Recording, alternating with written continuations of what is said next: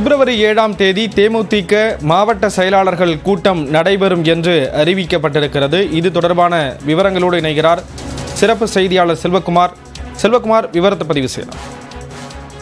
தேசிய முற்போக்கு திராவிட கழகத்தை பொறுத்தமட்டில் வரக்கூடிய நாடாளுமன்ற தேர்தல் என்பது கேப்டன் விஜயகாந்த் மறைவுக்கு பிறகு தன்னுடைய கட்சி பலத்தை நிரூபிப்பதற்கான ஒரு களமாக திருமதி பிரேமலதா விஜயகாந்த் அதை உன்னிப்பாக கவனித்து வருகிறார். அந்த அடிப்படையில் பாரதிய ஜனதா கட்சியோடு கூட்டணி அமைத்து தேமுதிக இந்த தேர்தலை சந்திக்கும் என்று பரவலாக பேசப்படுகிறது. இதற்கான பேச்சுவார்த்தைகள் ஏற்கனவே தொடர்ந்து நடைபெற்றுக் கொண்டிருப்பதாகவும் தெரிய வருகிறது.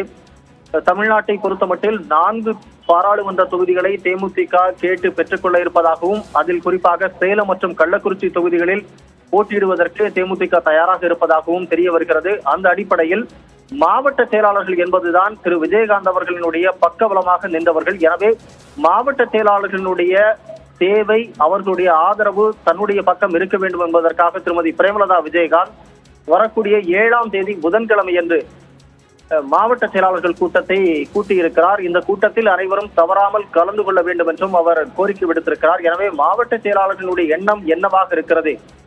திமுக மற்றும் அதிமுக ஆகிய 2 தரப்பில் இருந்தும் ஒரு மறைமுகமாக பேச்சுவார்த்தை நடைபெற்று வரக்கூடிய ஒரு சூழ்நிலையில் பாரதிய ஜனதா கட்சியோடு பயணிக்கலாமா அல்லது வேறு கூட்டணிக்கு செல்லலாமா என்பது குறித்து மாவட்ட செயலாளர்களின் கருத்துக்களை கேட்பதற்காக பிரேமலதாவினுடைய அழைப்பு இதன் மூலம் தெரிய வருகிறது.